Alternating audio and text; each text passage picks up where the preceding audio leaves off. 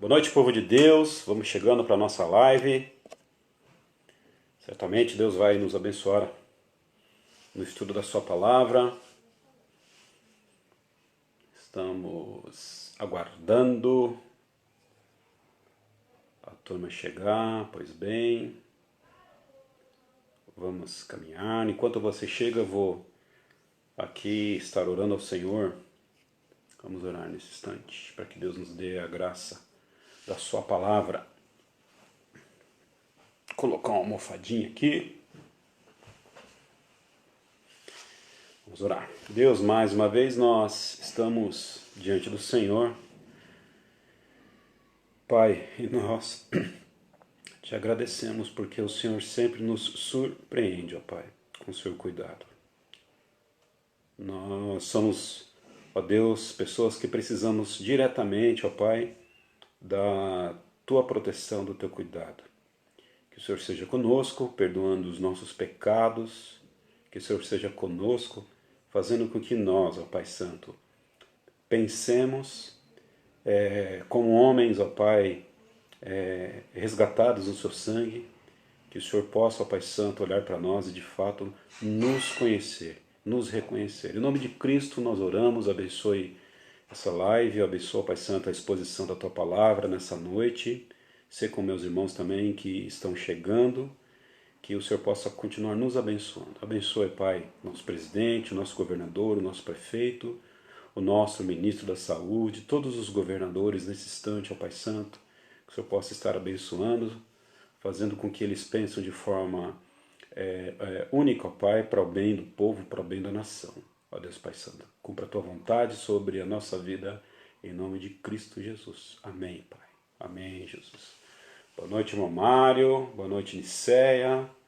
Boa noite, Érica. Tudo bem com vocês?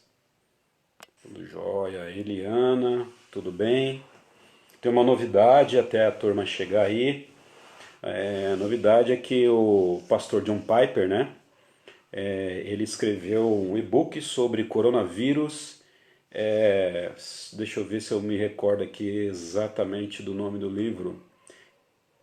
Coronavírus e Cristo. E é um e-book de um pouco mais de 100 páginas, que é gratuito, né? Lançou hoje. E eu vou colocar lá no nosso Telegram para você poder baixar esse livro.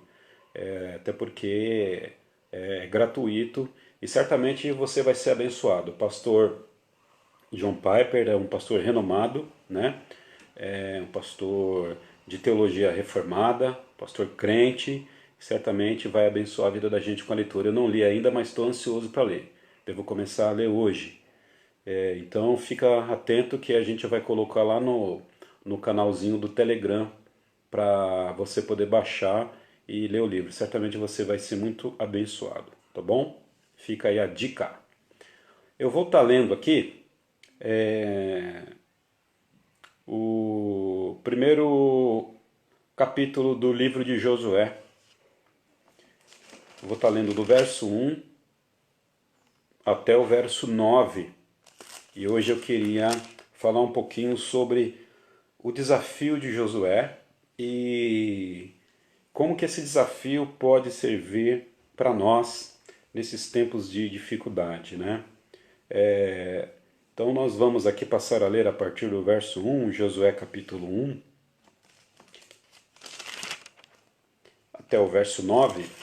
Josué fica lá no Antigo Testamento, fica depois de Deuteronômio, é facinho de você achar, você não vai ter dificuldade não, ok? Josué capítulo 1, a palavra do Senhor diz o seguinte: Depois da morte de Moisés, servo do Senhor, disse o Senhor a Josué, filho de Num, auxiliar de Moisés: Meu servo Moisés está morto. Agora, pois, você e todo este povo preparem-se para atravessar o rio Jordão e entrar na terra que eu estou para dar aos israelitas. Como prometi a Moisés, todo lugar onde puserem os pés, eu darei a vocês.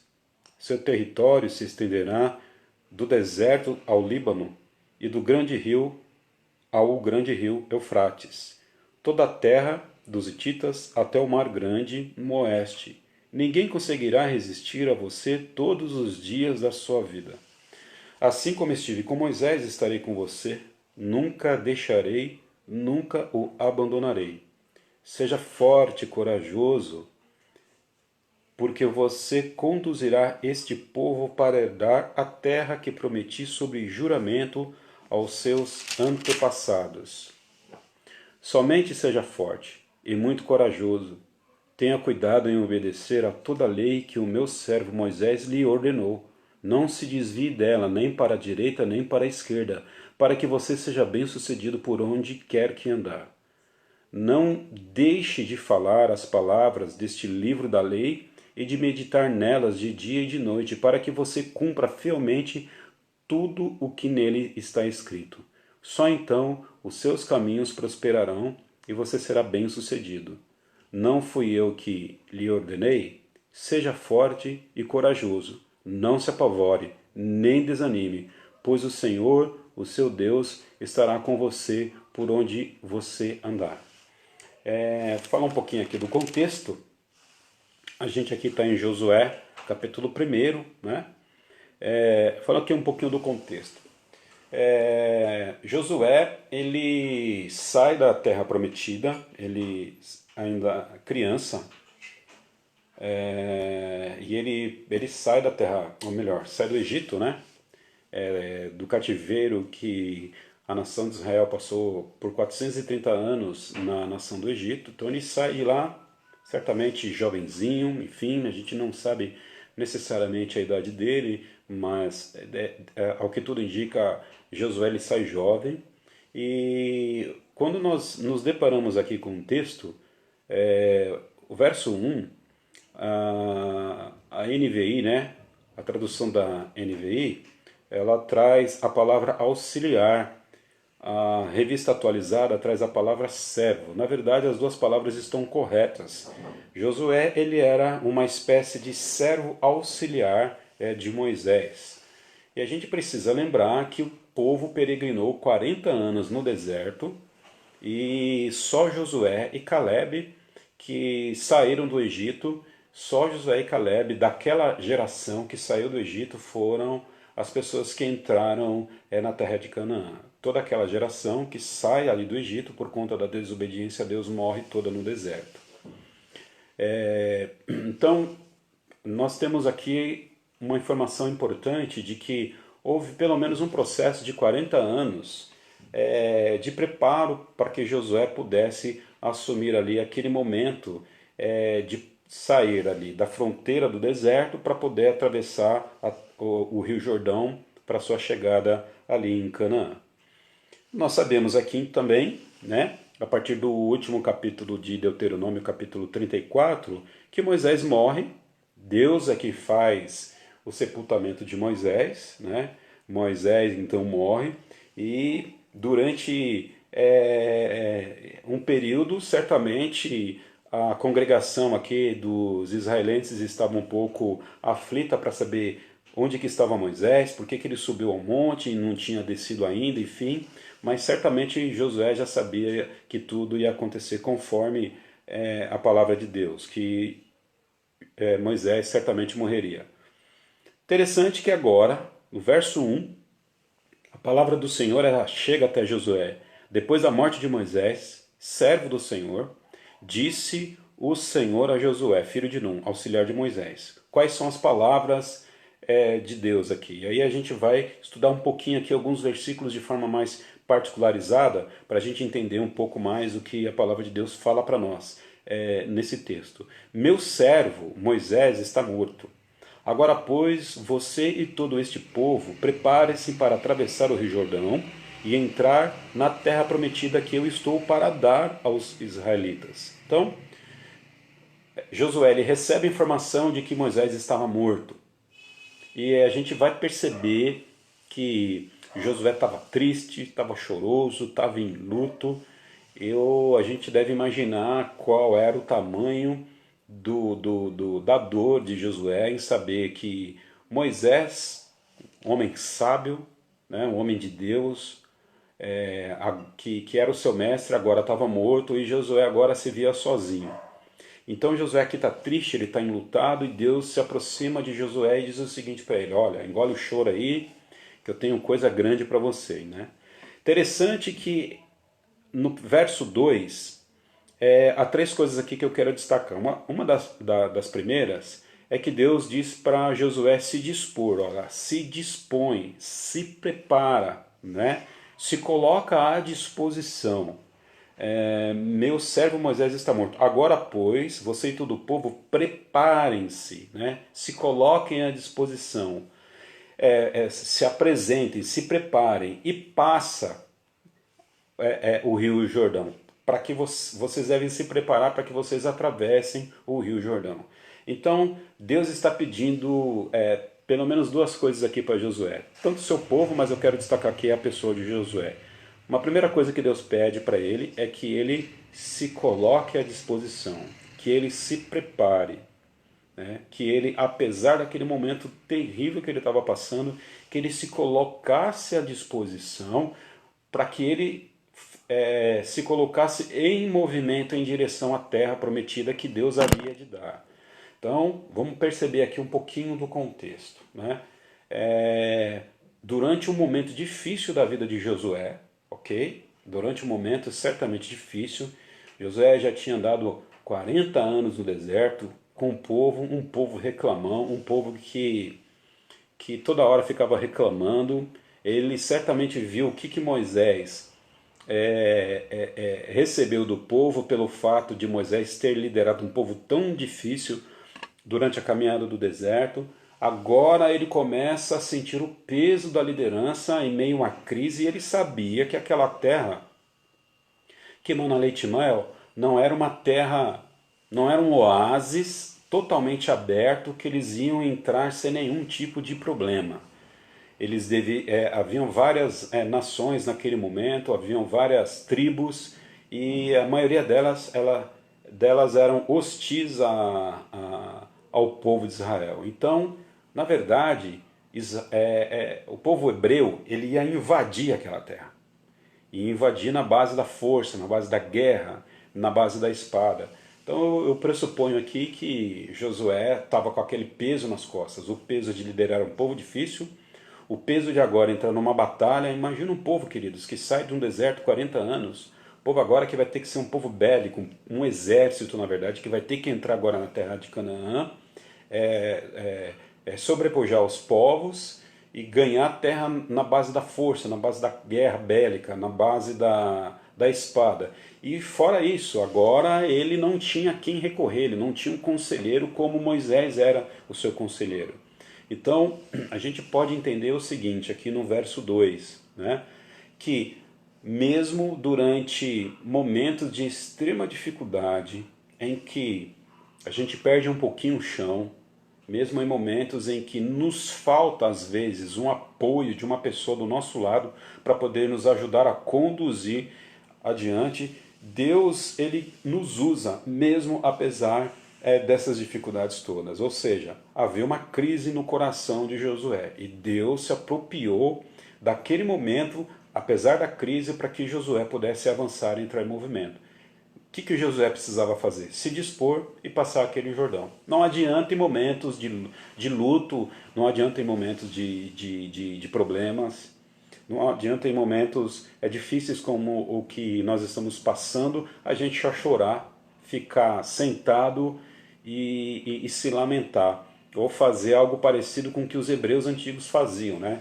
Eles sentavam, eles vestiam roupas de pano de saco e jogavam cinza sobre o corpo, sobre a cabeça, simbolizando ali que eram defuntos também, simbolizando que estavam passando por um grande luto. Então perceba o seguinte, Deus praticamente não deu tempo de Josué completar ali aquele momento maior de luto dele. Deus não permitiu que Josué ficasse se arrastando lá em lamúria, se queixando da má sorte que se recaiu sobre ele e sobre o povo hebreu. Deus, no meio desse furacão, Deus levanta Josué e diz para ele o seguinte: rapaz, levanta, se prepara, se dispõe e passa o Jordão. Opa, se mexe, se mexe. Não para de chorar e se mexe. Engole o choro e se mexe. Olha para frente, se projeta para frente, entre em movimento. Então a gente já pode aqui, já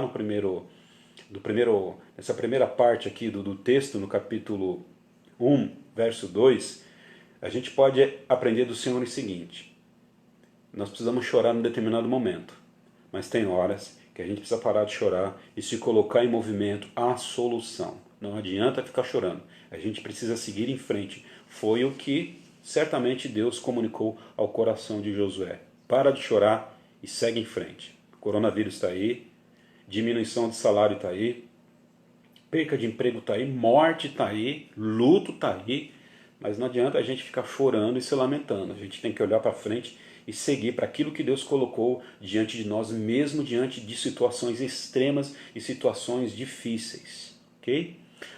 Ainda eu quero aqui observar com você mais um elemento no verso 2 que chama a nossa atenção. Vamos ler o verso 2 mais uma vez? Meu servo Moisés está morto. Agora, pois, você e todo este povo prepare-se para atravessar o rio Jordão e entrar na terra que eu estou para dar aos israelitas. Estou aqui com a NVI, com a tradução da NVI. A tradução da Bíblia Revista Atualizada vai dizer o seguinte: a terra que dou a vocês. A terra que dou a vocês. Gente, vamos parar para pensar um pouquinho aqui. Vamos pensar um pouquinho na história do povo hebreu. Que momento da história que esse povo está atravessando? Moisés, ele foi usado por Deus para trazer as 10 pragas sobre o Egito, que eram 10 sinais, 10 maravilhas, que eram 10 milagres que o Senhor trouxe à terra do Egito. E aí o povo sai do Egito de forma milagrosa. O povo não precisou estender um músculo, um nervo, fazer nenhum tipo de força do ponto de vista ativo para poder sair da terra do Egito. Deus simplesmente mandou Moisés e foi lá, empoderou Moisés com o Espírito Santo para que Moisés, convencesse através dos sinais de Deus para que o povo saísse do Egito. Ou seja, o povo não moveu uma palha. Josué não moveu uma palha para poder sair do Egito. Só que agora, perceba o seguinte, eles saíram lá do Egito com que objetivo? Para subir para a terra prometida, para Canaã. Uma terra que o Senhor já havia prometido a Abraão, lá atrás, ao primeiro patriarca. Quando a gente lê Gênesis capítulo 12, a gente vai ali entender o chamado de Abraão. E lá atrás, há mais de 400 anos atrás, Deus já havia dito para Abraão que a descendência de Abraão ocuparia uma terra, e a gente sabe hoje que essa terra é Canaã. Então o povo está há 430 anos preso no Egito, sabendo já da promessa de Abraão, olhando para trás há mais de 400 anos atrás, e agora chega aqui para Josué, para que Josué complete parte dessa tarefa, e Deus está dizendo o seguinte: agora você vai entrar na terra que eu prometi aos seus pais, na terra que eu vou dar para vocês. A pergunta, né? Será que Deus não poderia fazer com que Josué e os hebreus entrassem na terra prometida sem nenhum tipo de guerra, sem nenhum tipo de hostilidade, sem precisar usar a espada e a força? Será que esse Deus tinha mudado? Será que Deus não podia, da mesma forma, tirar o povo de forma milagrosa do Egito? Será que ele não poderia colocar esse povo agora usando os mesmos milagres ou milagres similares e parecidos para colocar na terra de Canaã? Claro que poderia. Claro que poderia. Mas olha que diferença brutal aqui, né? Lá no Egito, Deus tira como um poderosa. E o povo, ele é totalmente passivo. O povo hebreu, ele é totalmente passivo. O povo hebreu, na verdade, está com os braços cruzados e Deus pega o povo e tira o povo do Egito. Agora, para entrar na terra de Canaã, junto com Josué, ainda essa terra é uma terra que Deus vai dar, mas a forma pela qual Deus vai dar não vai ser agora na passividade. Nós sabemos que Josué era um homem de guerra, e quando a gente olha aqui, nós vamos ver Josué tomando, junto com o povo hebreu, a terra de Ai, junto com o povo hebreu, a a cidade de Jericó. Então a gente vai ver que o povo era um povo de briga, era um povo que precisava levantar a espada para tomar aquilo que Deus tinha prometido para eles. A didática de Deus para Josué muda agora em relação à didática que Deus tinha para Moisés. Entendem? Então o que a gente pode aprender aqui agora também no verso 2? Aquilo que Deus quer para nós, aquilo que Deus prometeu para nós, as suas bênçãos, e elas vão chegar para nós porque Deus assim já fez. Mas o instrumento pelo qual Deus utiliza para que a gente alcance a bênção é a gente se dirigir em direção a ela. Não, então o que Deus está dizendo aqui? A terra é de vocês, mas o instrumento pelo qual eu vou dar a terra para vocês é através da luta de vocês. Então o que a gente vê aqui? Deus de um lado é soberano, promete dar a terra e ele vai dar, mas Deus também ele dá os meios pelo qual o povo hebreu deveria conquistar a terra. E qual era o meio pelo qual o povo deveria conquistar a terra? Através da espada e através da luta. Vamos tentar aplicar isso um pouquinho para a nossa vida hoje aqui. Nós sabemos que Deus controla a nossa vida e Ele tem um plano na nossa vida e Deus vai cumprir o plano dele na nossa vida. A palavra de Deus nos assegura disso, né?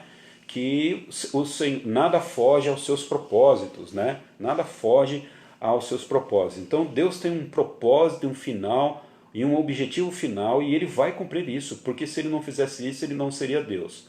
Então, quando nós pensamos dessa forma, nós temos que entender o seguinte, que Deus faz o que Ele quer, como Ele quer, quando Ele quer, da forma que Ele quer, e a gente tem que se humilhar diante desse Deus que faz o que quer, né? Agora, vamos pensar aqui, pela fé eu creio que Deus ele vai tirar esse coronavírus da frente, da nossa frente, da frente da humanidade. Mas Deus estabeleceu os meios pelo qual esse coronavírus vai sair. Um deles é a ciência, certo? Outro deles, enfim, pode ser a quarentena, o distanciamento social, mas certamente a gente pode afirmar, enquanto povo de Deus, em dizer o seguinte, que um dos instrumentos pelo qual Deus vai fazer com que o coronavírus deixe a humanidade é a oração da sua igreja.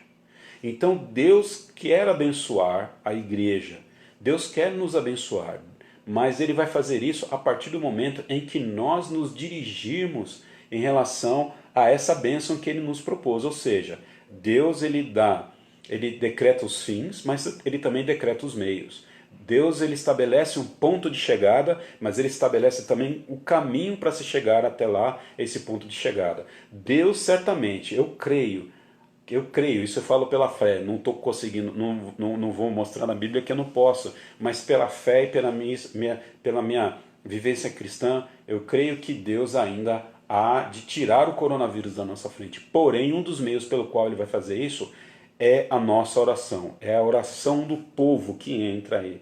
Por isso, queridos, que às vezes eu posso até parecer um pouco chato, né? Poxa, o pastor está pegando muito no pé da gente, que a gente está falando de política no Facebook, na internet. Não é isso, não é que a gente não pode falar. Até a gente pode, eu também falo de política, né? Sou um ser político, nós temos uma natureza política, mas antes disso, o povo de Deus precisa saber qual é a sua identidade, qual é o seu papel nesse momento, não só nesse momento, mas em todo momento que o nosso Brasil passa. Precisamos gastar mais tempo nos dedicando a fazer a missão de Deus nesse momento. E qual que é a missão que Deus deu para nós? Uma delas é que a gente ore pelos nossos governantes, ore por esse cenário político caótico que o Brasil enfrenta. Ore para que Deus realmente faça com que as coisas aconteçam. Agora, no lugar de nós orarmos e cumprirmos o nosso papel, um instrumento pelo qual Deus vai sarar a nossa terra, um instrumento pelo qual Deus vai curar a gente de todos esses problemas, o que a gente fica fazendo às vezes? Não a gente, estou falando aqui de forma genérica. A gente fica se degladiando nas redes sociais e todo mundo assistindo. A gente se degladeia nas redes sociais em vez de cumprir o nosso papel, que é de orar ao Senhor. Podemos ser políticos, emitir opinião política, também sou político, emito as minhas opiniões políticas, mas antes de tudo isso, eu acredito que mais do que emitir uma opinião política, eu posso pegar desse tempo e dedicar um período à oração ao Senhor, porque é a partir disso que o Senhor vai fazer com que a nossa terra seja curada, que as nossas finanças melhores e o coronavírus vá embora. Deus, ele estabelece o fim, mas ele também estabelece os meios. Deus chega para Josué e diz para Josué o seguinte: eu vou dar para você aquilo que eu prometi. E Deus não volta atrás. Aquilo que Deus tem para o seu povo, ele vai dar. Porém, os instrumentos pelos quais Deus dá, um deles é a oração. Então, a palavra do Senhor nos fala, né? Paulo nos fala em Efésios capítulo 1, que Deus já nos abençoou com todas as bênçãos celestiais. Elas estão aí. Deus já nos deu tudo o que ele precisa dar. Ou melhor, o que a gente precisa obter dele. Mas para que a gente tenha acesso àquilo que Deus quer para nós, nós precisamos buscar, nos colocar em movimento para isso, né? Então, o fato de Deus estabelecer os fins, o fato de Deus estabelecer um destino final, um propósito para todas as coisas, isso não implica numa passividade nossa. Nós precisamos buscar aquilo que Deus já nos deu, ou seja, estender a mão para aquilo que Deus já nos deu. Quando você ganha um presente, o que você faz com o presente? Você ganha um presente, primeira coisa que você faz, né? Ou pelo menos uma delas, você pega o presente, agradece a pessoa, você abre o pacote, não abre o pacote? Se é uma camisa, você veste a camisa, você tem que se apropriar. Como diz os nossos irmãos pentecostais, você tem que receber a bênção. As bênçãos estão aí, mas nós devemos estar dispostos a receber aquilo que Deus tem para nós. Verso 2, 1 Samuel, ou melhor, primeiro livro de Josué, capítulo 1, verso 2. Josué, se dispõe, se prepara, engole esse choro, para de ficar chorando na morte da bezerra. Na verdade, na morte da bezerra não. Josué estava chorando aqui pela morte de Moisés, né? Para de ficar chorando pela morte de Moisés. Se dispõe, se prepara e avança, passa, entra em movimento, sai da inércia, né? Caminha, avança, né? E agora você sabe que você tem maiores responsabilidades. Toda crise traz grandes responsabilidades. Josué estava com uma grande crise sobre seus ombros e as responsabilidades sobre ele aumentaram. Todas as crises trazem maior responsabilidades e a gente precisa assumir as responsabilidades diante da crise. E lembrar que Deus falou para Josué o seguinte: você vai entrar numa terra que eu te dou. Ou seja, Deus ia dar, mas Josué ia ter que tomar posse na força daquilo que Deus nos dá. Eu quero só abrir aqui um parêntese, eu preciso aqui avançar em mais 3 pontos pelo menos, para dizer o seguinte: às vezes nós temos a falsa ideia de que as coisas de Deus têm que ter paz. Tudo tem que ter paz, tem que ter tranquilidade. Se não tiver paz, tranquilidade, bonança, Deus não opera. Não está na Bíblia isso. Isso não está na Bíblia. Se a gente sentir paz, se a gente sentir uma bonança, né? Tem que estar tudo em paz, porque as coisas de Deus é tudo em paz. Não está na Bíblia isso, não necessariamente. Deus opera na paz, Deus opera também na guerra. Não necessariamente Deus opera na tranquilidade, Deus opera na tribulação. Vamos dar uma olhada aqui na vida de Josué. Josué não entrou lá com a camisa nas costas, tomando um picolé num dia de calor, entrou lá na terra de Canaã. Não, povo. Josué precisou realmente suar a camisa e receber as bênçãos que Deus tinha para ele a partir de quê? De guerra, de tribulação. Então, é um mito, né? A nós pensarmos que Deus só opera na tranquilidade e na bonança. Às vezes, Deus também opera no olho do furacão, na tempestade, nas coisas que necessariamente, nas circunstâncias que são ruins para nós. É bom que a gente aprenda isso para que a gente vá avançar agora para o verso 3. Dá uma olhada no verso 3 comigo aí. Como eu prometi a Moisés, todo lugar onde puseram os pés, eu darei a vocês. Verso 3. Verso 4 também. Vamos dar uma olhadinha no verso 4. Seu território se estenderá do deserto ao Líbano e do grande rio, o Eufrates, toda a terra dos hititas até o mar grande no oeste. Aquilo que Deus tinha para Josué e para o povo hebreu era algo muito específico. Havia uma delimitação, havia um limite. Deus sabia exatamente o que dar para aquele povo. E assim também Deus sabe exatamente o que dar para nós, até onde vai a nossa bênção, qual é o tamanho dela.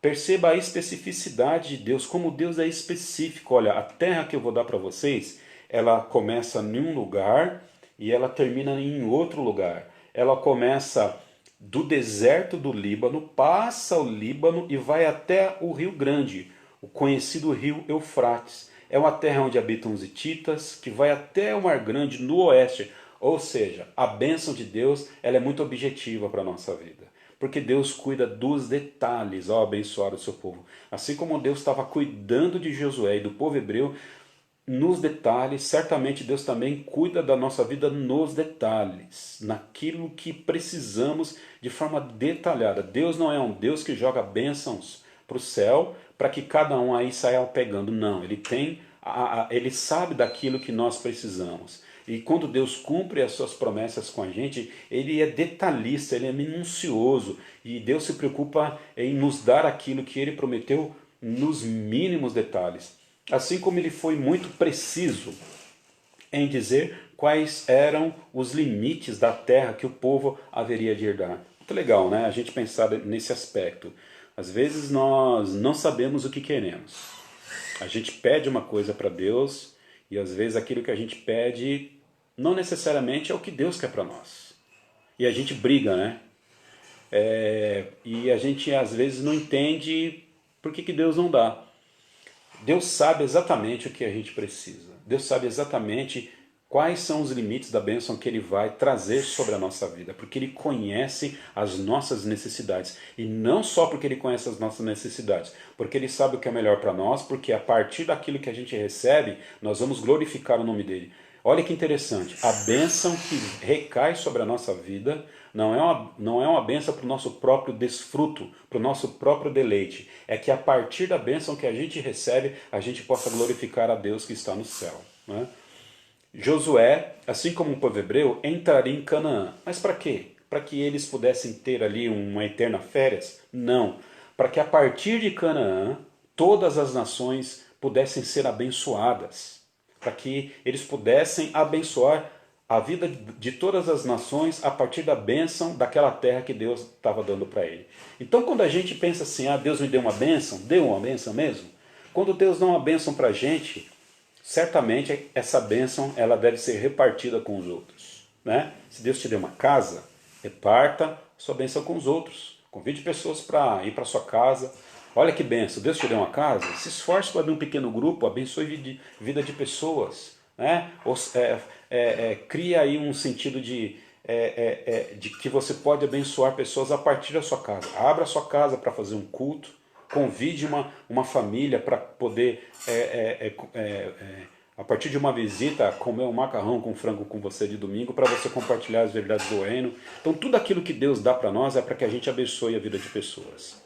Deus nunca vai dar algo para nós específico para o nosso próprio deleite, para o nosso próprio prazer. Até porque as bênçãos de Deus devem servir para glorificar Ele que está no céu e nunca a nós. Nunca a nós. As bênçãos que o Senhor nos dá, elas não devem ser usadas para nossa autoglorificação, mas para glorificar o Pai que está no céu. Amém? Bênção, né? Deus, Ele é específico naquilo que Ele dá para os seus filhos. Deus sabe exatamente o que você precisa. Estou vendo aqui, ó, algumas carinhas aqui, ó. Érica, Isabel, irmã Marta, né? Nicéia, Eliana, irmão Mário e você que está assistindo essa live nesse momento. Deus sabe exatamente, de forma específica, o que você precisa dele. Então, guarde seu coração, porque Deus está preparando coisa boa para você. Talvez você esteja passando por uma luta nesse momento. Talvez você esteja chorando nesse momento, assim como Josué estava chorando e passando por uma luta. Mas saiba que a terra que mana leite e mel está aí na frente e certamente na hora certa Deus vai proporcionar detalhadamente e contemplar o desejo do seu coração de forma detalhada, assim como estava fazendo com Josué e com o povo hebreu. Vamos passar agora para o verso 5 e o verso 6. A gente vai ver aqui um pedido de Deus a Josué, versos 5 e 6. Ninguém conseguirá resistir a você todos os dias da sua vida. Assim como estive com Moisés, estarei com você. Nunca o deixarei, nunca o abandonarei. Nunca o deixarei, nunca o abandonarei. Verso 6. Seja forte, corajoso, porque você conduzirá este povo para herdar a terra que prometi por juramento aos seus antepassados. Nós podemos perceber aqui uma coisa: bem-aventurado é o homem, bem-aventurado é a mulher, em que Deus escolhe para resolver abençoar. Ó, Deus escolheu Josué soberanamente para abençoar a vida desse camarada aqui. E ele falou o seguinte para Josué: rapaz, não esquenta a cabeça. Rapaz, não se preocupa. Engole o choro. Porque eu sou contigo, cara. E eu nunca vou abandonar você.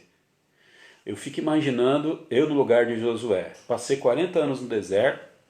Agora eu vou entrar numa terra que tem gigante. Camarada forte. Capacete na cabeça. Espada na mão. Escudo no braço, né? Eu fico imaginando agora eu, um mero tupiniquim, entrar em Canaã para poder derrubar essa turma na espada para poder se apoderar da terra. Certamente meus joelhos estavam batendo, certamente eu estava morrendo de medo uma hora dessa. Mas olha a palavra que Josué recebe: eu estou contigo, eu nunca vou abandonar você. Meus irmãos, Deus está com o seu povo, Deus está com a sua igreja. E Deus nunca vai abandonar a sua igreja, nunca, porque a igreja é de Deus, é desse Senhor. Deus comprou a igreja com sangue do Cristo e nada vai prevalecer contra a igreja. Então, Deus nos fala na sua palavra que a gente pode ter certeza que Ele nunca vai nos abandonar. Teu pastor pode te abandonar, tua igreja pode te abandonar, teu presidente pode te abandonar, o teu governador pode te abandonar, o teu partido político, todo mundo pode te abandonar. O teu Deus não te abandona, porque Ele sabe exatamente quem é você, e a palavra dele diz que Deus é fiel. Ele é fiel com aquilo que Ele faz, Ele não pode voltar atrás. E Josué agora estava recebendo essa palavra do Senhor, dizendo o seguinte para ele: rapaz, assim como fui com Moisés, eu vou ser com você. E Deus não decepcionou Moisés, e ele sabia que podia...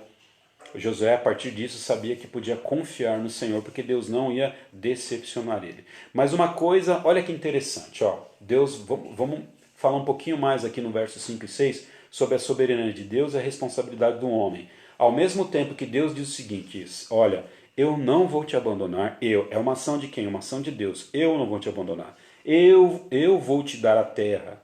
É uma ação de quem é essa? É uma ação de Deus. É uma ação de Deus. Quem dá a terra é Deus. Quem não abandona é Deus. Quem conduz é Deus. Quem abençoa é Deus. Ou seja, Deus é quem faz todas as coisas. Mas, olha que beleza que é a palavra de Deus. Isso não implica em inércia do seu povo. Ao mesmo tempo que Deus está dizendo que ele era com Josué, ao mesmo tempo que ele estava dizendo que ele abençoaria Josué, que não abandonaria Josué, que Josué não ia ficar sozinho, Deus chama a responsabilidade, ou melhor, Deus sendo soberano, agora traz responsabilidade sobre Josué, quando ele diz o seguinte: o que eu quero de você? Verso 6. Eu quero de você algumas coisas, que você seja forte, que você seja o quê? Corajoso. Deus quer de Josué duas coisas, pelo menos aqui no verso 6. Que ele seja forte, que ele seja o quê? Corajoso. O resto eu faço. Olha que interessante. Josué, o que eu quero de você? Cara, dispõe, tenha bom ânimo, seja forte, seja corajoso. E o resto é comigo. Você não precisa fazer estratégia de guerra, você não precisa fazer nada mais. Eu só quero que você se disponha. O resto deixa comigo, que eu faço. Sabe, eu que sou a pessoa responsável em trazer, em tirar você do Egito e colocar você na terra Canaã. A gente só precisa ser forte e corajoso, o resto Deus faz. Sadraque, Mesaque e Abdenego, lembrei deles agora aqui, né?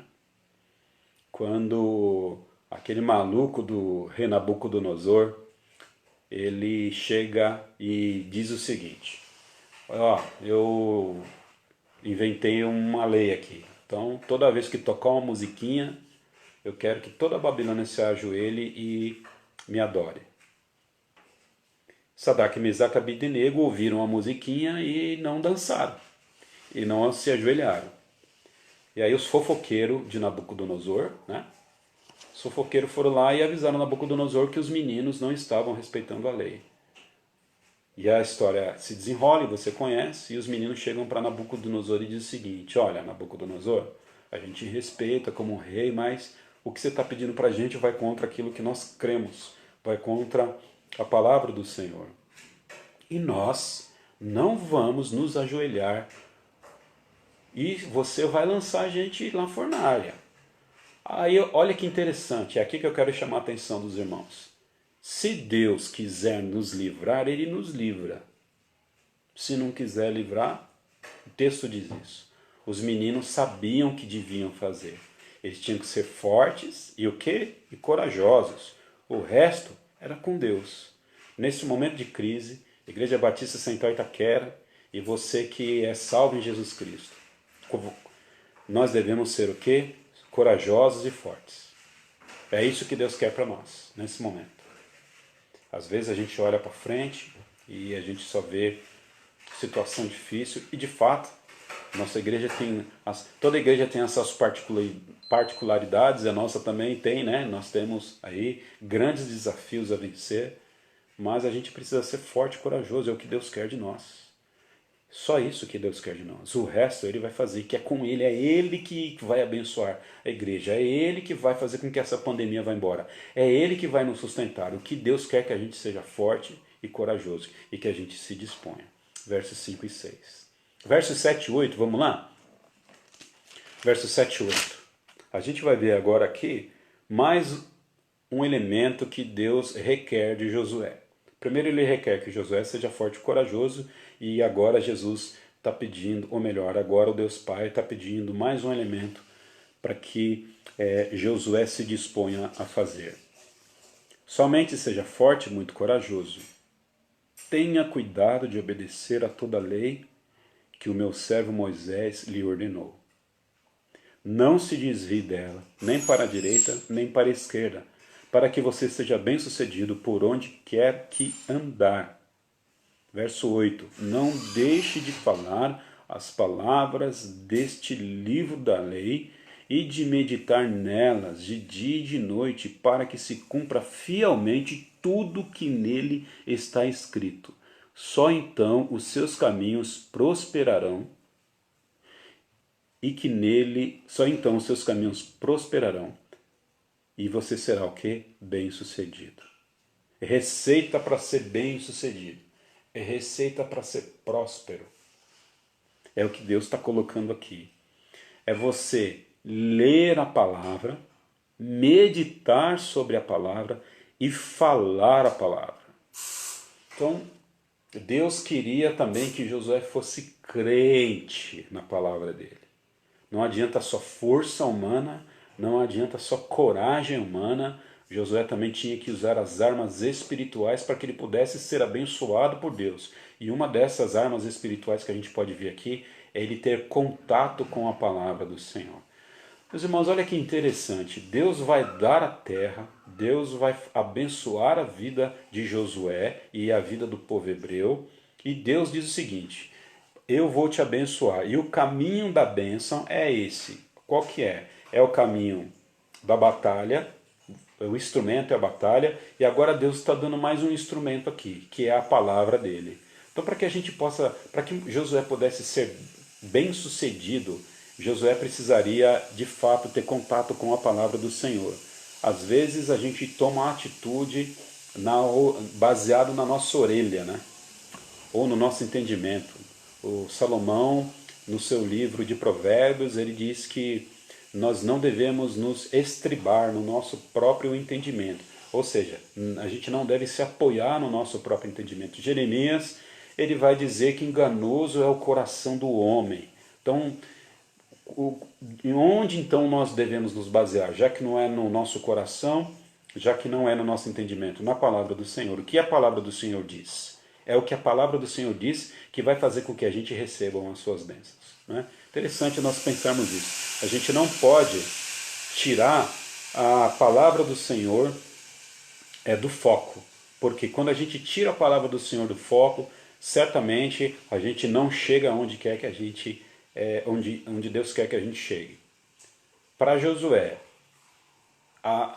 chegar onde Deus queria, certamente ele ia precisar fazer algumas coisas. Dentre elas, estar baseado na palavra do Senhor. E não é para sair nem pela esquerda, não é para se desviar nem à esquerda e nem à direita, para manter a linha aqui da palavra. Existe uma linha na palavra que nós devemos nos manter.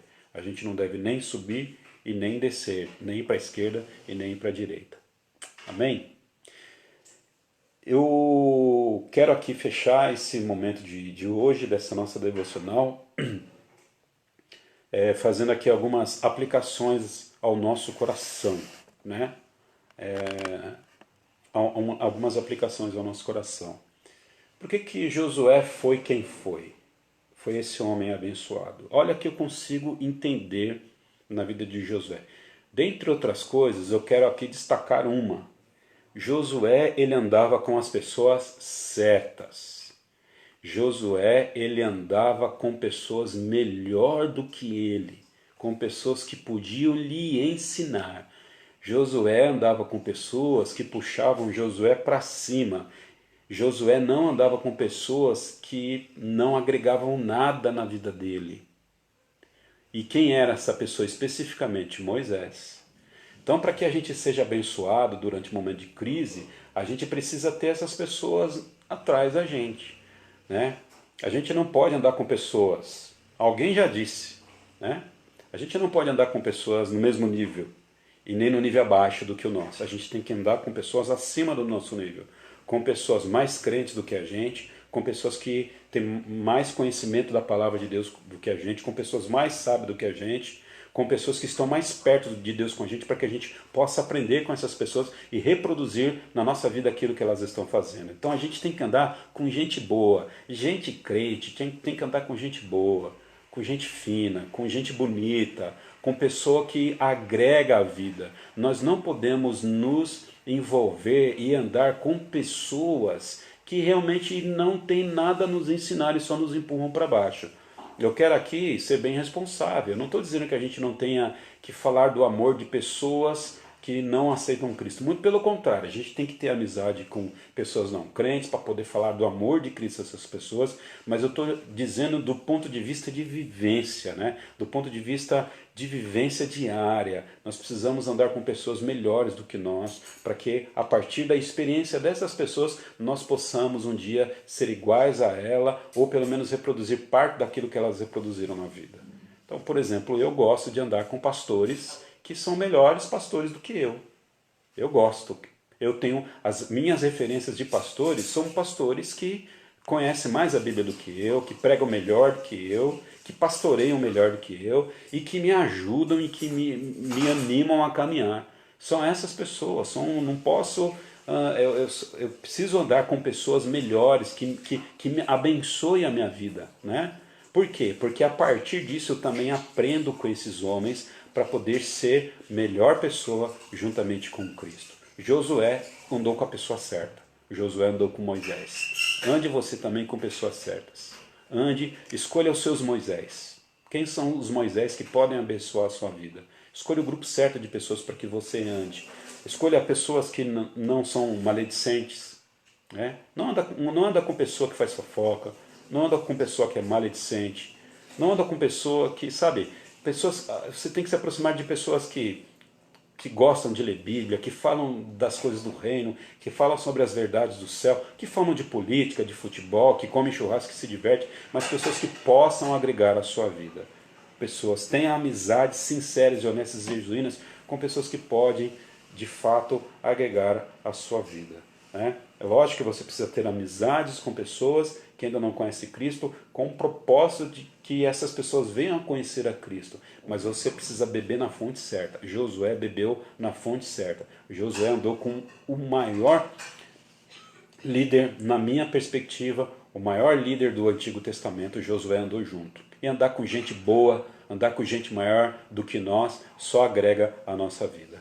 Então, andar com pessoas melhor do que você, para poder contribuir na sua vida durante esse momento de crise. Eu aqui não tive a oportunidade necessariamente de andar com o Shed, não posso dizer isso. Conheci o Shed, enfim, mas aquele homem era uma inspiração de vida para mim, até hoje é. Uma pessoa que me ensinou muita coisa. São referências na minha vida que eu vou levar para a minha história. Ou seja, precisamos ter as nossas referências. Tenha uma boa referência. Ande com as pessoas certas. Okay? Também, no segundo momento, uma aplicação ao nosso coração, a gente precisa entender, pelo menos aqui nesse primeiro capítulo do livro de Josué, e não só no primeiro capítulo, mas toda a Bíblia, é que Deus já tem o melhor para nós. Deus já tem o melhor para a nossa vida. Perceba, quando Josué sai do Egito, garoto, mocinho, passa 40 anos no deserto com Moisés. Anos depois ele estaria já em Canaã, depois que Moisés morre. Quanto tempo passou para que Deus pudesse dar o melhor para Josué? Passaram-se muitos anos. Mas Deus já havia prometido coisas boas para Josué. Então Deus tem o melhor para a nossa vida. E aquilo que é nosso e nenhum homem, ninguém vai tirar de nós. Então nós precisamos saber que Deus já tem o melhor para nós. E o que nós precisamos fazer? Nós precisamos crer nisso, que Deus sabe aquilo que é bom para a gente. Deus sabe o que é melhor para nós. Pode, nesse momento, parecer que Deus nos abandonou, que Deus não gosta da gente, porque afinal de contas, agora que a coisa ia andar, né? Agora que parecia que de alguma forma as coisas iam acontecer, agora que o meu ministério ia prosperar, agora que eu ia ter uma promoção no trabalho, agora que eu ia conseguir comprar aquilo que eu queria comprar, agora quando chegou eu perdi, parece que a bênção foi embora. Querido, Deus sabe o melhor para você e aquilo que é seu já está prometido por Ele. E nenhum homem, nenhuma crise, ninguém vai tirar de você aquilo que Deus prometeu para a sua vida. Deus não adia suas bênçãos. Deus derrama suas bênçãos sobre o seu povo na hora e no tempo certo. Gálatas 4:4, o apóstolo Paulo nos fala que Jesus veio na plenitude dos tempos, ou seja, quando Jesus veio ao mundo, ele veio no tempo certo. Estava na agenda e no expediente de Deus mandar Jesus naquele momento ali. Jesus não era para vir depois, antes da queda, ou melhor, tempo exato pós-queda, ou era para vir nos nossos dias. Jesus tinha que vir no tempo do apóstolo Paulo, lá naquele tempo, ou seja, na hora certa, Deus prepara o melhor para nós. Então nós precisamos acreditar que nenhuma bênção vai ser adiada ao povo de Deus durante esse momento de crise. Deus não adia as suas bênçãos. Deus sabe exatamente quando nos dá. Então a gente precisa saber que Deus tem o melhor para nós e confiar nisso. Josué demorou mais de 40 anos para poder receber de Deus todas as bênçãos que Deus havia prometido. Então, gente, vamos esperar 40 anos aí. A quarentena não vai durar 40 anos, certamente ela vai passar. Então, aquilo que Deus prometeu para os seus, Ele vai dar. Amém? E a terceira aplicação no nosso coração. A gente precisa nós temos as nossas responsabilidades. Deus tem o melhor para nós, assim como tinha o melhor para Josué e para os hebreus. Mas a gente tem as nossas responsabilidades.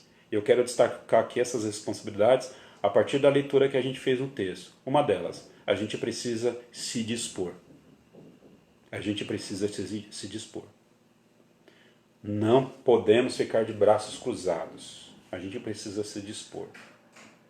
Uma ação simples que a Igreja Batista Central de Itaquera fez, e eu não falo aqui por orgulho a essa igreja, nem por meu orgulho.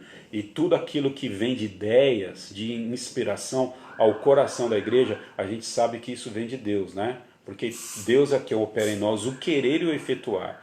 Então, a igreja, ela se dispôs a recolher alimentos para poder ajudar aquelas pessoas que carecem de alimentos.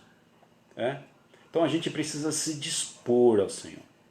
A gente precisa se dispor. Em vez de reclamar, em vez de criticar, em vez de ter abrir a boca só para desaglutinar,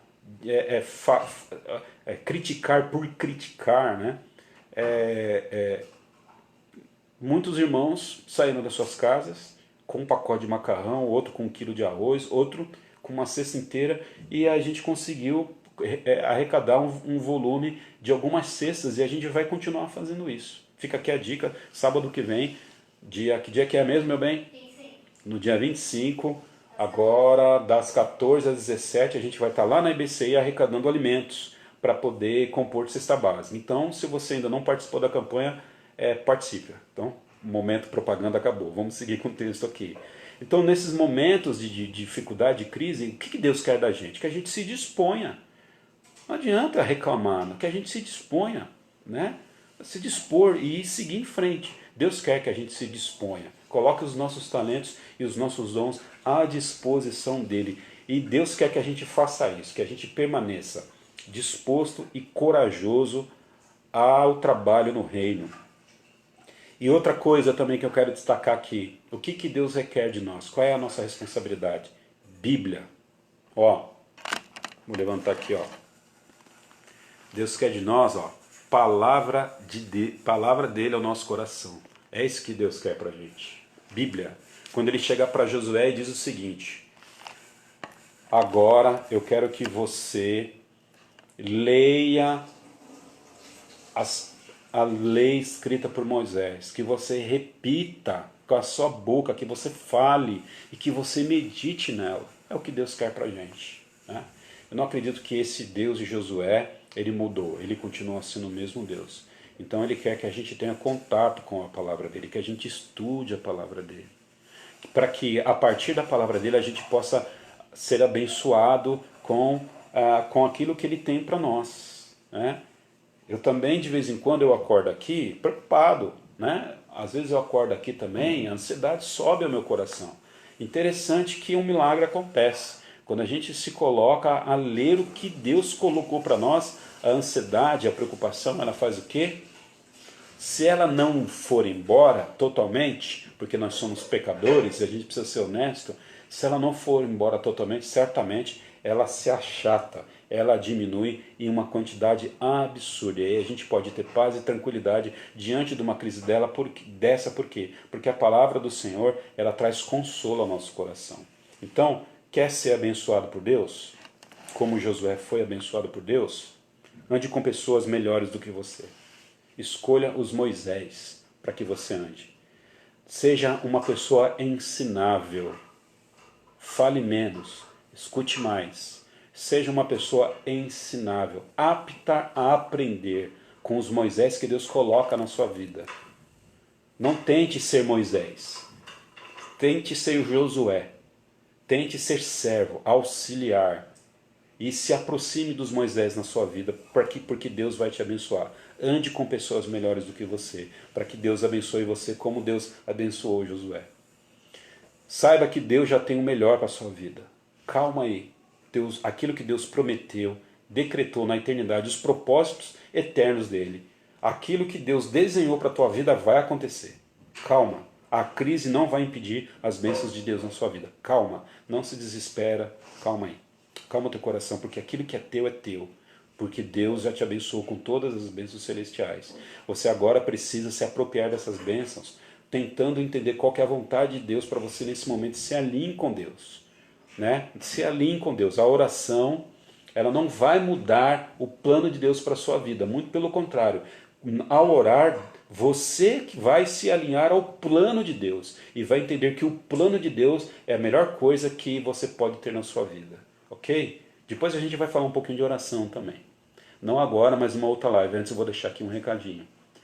E outra coisa, a terceira coisa, vamos permanecer corajosos. Quer ser abençoado? Permaneça corajoso, permaneça firme, se disponha e tenha contato com a palavra do Senhor. Certamente você vai ser uma pessoa abençoadíssima. Que Deus abençoe a sua vida ricamente, que você possa estar recebendo essa palavra no seu coração como consolo e encorajamento, para que você passe essa crise em nome de Jesus Cristo. Deus abençoe sua vida, ok?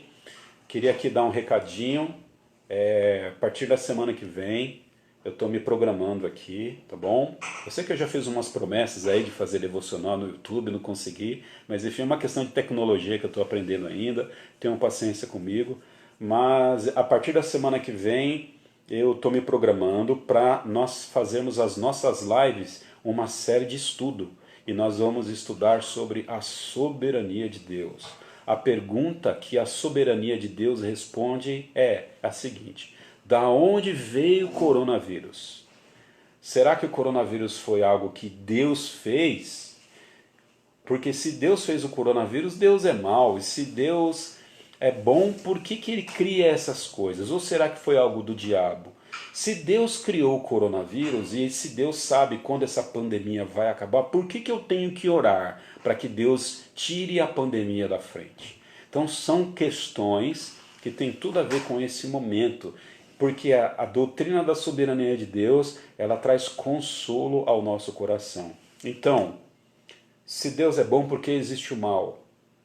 São perguntas que a doutrina da soberania de Deus responde. Se Deus já é Ele que institui as autoridades, conforme fala lá em Romanos capítulo 13, todas as autoridades governamentais são colocadas por Deus, por que eu tenho que votar? Porque Deus já determinou, né? Deus já não tinha determinado que o Bolsonaro fosse presidente do Brasil durante esse período de 40 anos? Por que então que eu tenho que ir às urnas para poder votar? Deus não vai me abençoar, por que então eu tenho que pedir? Por que eu tenho que orar para que Deus para que Deus abençoe a nossa vida? Se Deus já vai fazer tudo, eu não tinha que ficar com os braços cruzados. A doutrina da soberania de Deus responde essas coisas. E eu acredito que vai ser um bom momento para a gente passar durante esse momento de quarentena. Então fique atento, a partir da semana que vem a gente vai divulgar com um pouquinho mais de propriedade e nós vamos tratar aqui sobre a soberania de Deus. Amém? Que Deus abençoe ricamente a sua vida, que você tenha um resto de quarta-feira abençoado. Vamos orar, povo de Deus? Que Deus abençoe a sua vida. Vamos orar. Pai, obrigado a Deus pela Tua palavra que aquece nosso coração. Pai Santo, que o Senhor faça com que o nosso coração seja como o coração de Josué, mesmo diante do luto, da dificuldade, que nós possamos ouvir a Sua voz, para que nós possamos levantar e nos dispor e seguir adiante das bênçãos que o Senhor tem para nós, ó Pai. Porque nós, ó Pai Santo, precisamos que o Senhor sempre nos lembre que o Senhor tem muitas coisas boas para nós, ó Pai. E que aquilo que o Senhor tem há de chegar à nossa casa e ao nosso coração. Nos ajuda a mantermos, ó Pai Santo, fiéis na Tua palavra. A Tua palavra que alimenta a nossa vida, o nosso coração, a Tua palavra que alimenta a nossa alma. Que nós não possamos nos desviar nem para a esquerda e nem para a direita, mas que nós possamos seguir em frente conforme a Tua palavra nos dá. Dá uma boa noite de descanso para mim, para minha casa, também ao Pai Santo, para os meus irmãos, para a Igreja Batista em Itaquera, para os meus irmãos queridos e por todos aqueles, ó Pai Santo, que porventura estejam assistindo essa live. Em nome de Cristo nós oramos, amém. Que Deus abençoe sua vida. Beijo no coração.